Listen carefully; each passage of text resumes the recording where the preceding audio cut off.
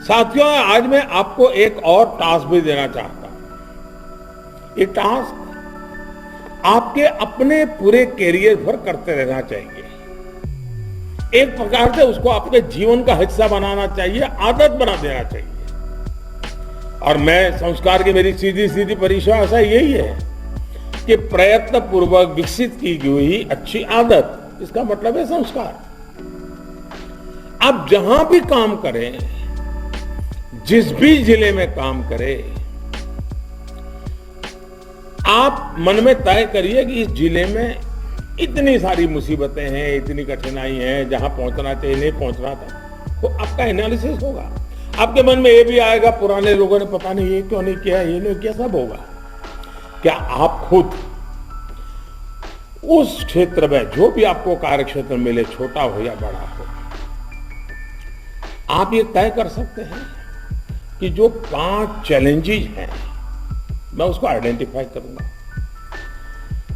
और ऐसी चुनौतियां जो उस क्षेत्र के लोगों को, जीवन को मुश्किल बनाती है, उनके विकास में बाधा बनकर खड़ी है, लोकल लेवल पर आपके द्वारा इनका आइडेंटिफिकेशन बहुत जरूरी है।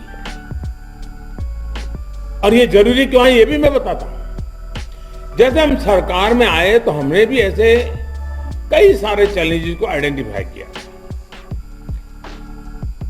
एक बार चैलेंजेस आइडेंटिफाई हो गए तो फिर हम सॉल्यूशन की तरफ बढ़े।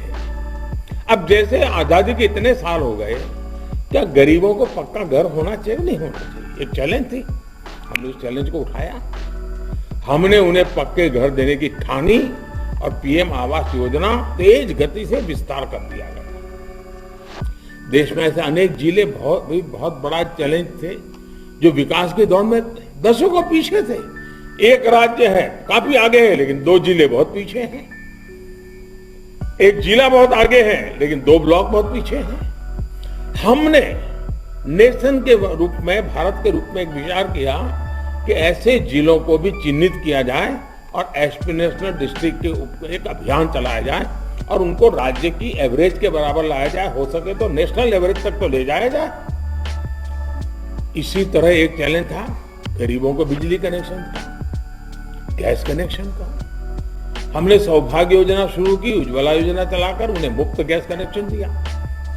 आजादी के बाद भारत में पहली बार ऐसा हो रहा है जब किसी सरकार ने योजनाओं को सैचुरेशन की तरफ ले जाने की अनेक प्रकार से बात कही और उसके लिए योजना बनाई है।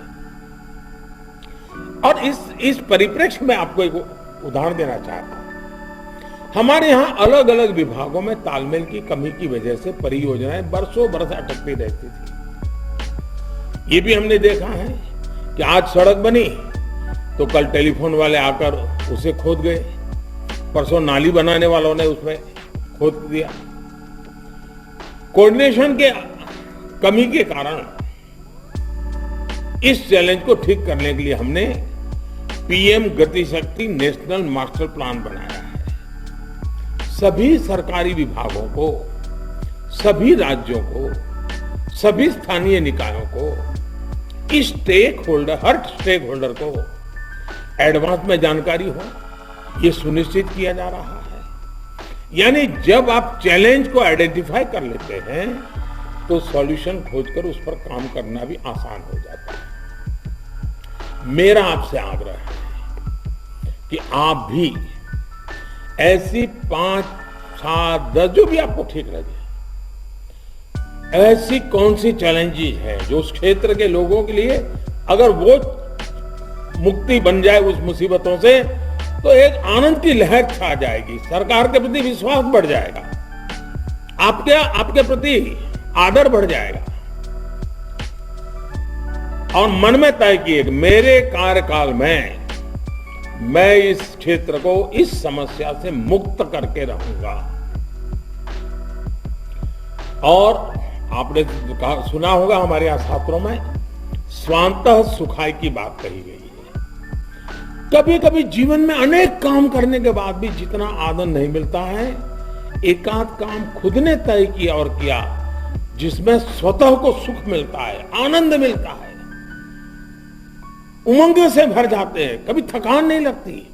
ऐसा स्वांतः सुखाय, इसकी अनुभूति जब 1 चैलेंज, 2 चैलेंज, 5 चैलेंज उठा करके उसको पूरी तरह निर्मूल कर देंगे, आपकी पूरी रिसोर्सेज का उपयोग करते हुए, आपके अनुभव का उपयोग करते हुए, आपके टैलेंट का उपयोग करते हुए, आप देखिए जीवन संतोष से जो आगे बढ़ता है ना, उस चैलेंज के बाद के समाधान से जो संतोष की तीव्रता होती है, वो कई गुना सामर्थ्यवान होती है। आपके कार्य भी ऐसे होने चाहिए जो मन को सुकून पहुंचाए, और जब उसका लाभार्थी आपको मिले तो लगे हाँ ये साहब थे ना तो मेरा अच्छा काम हो गया।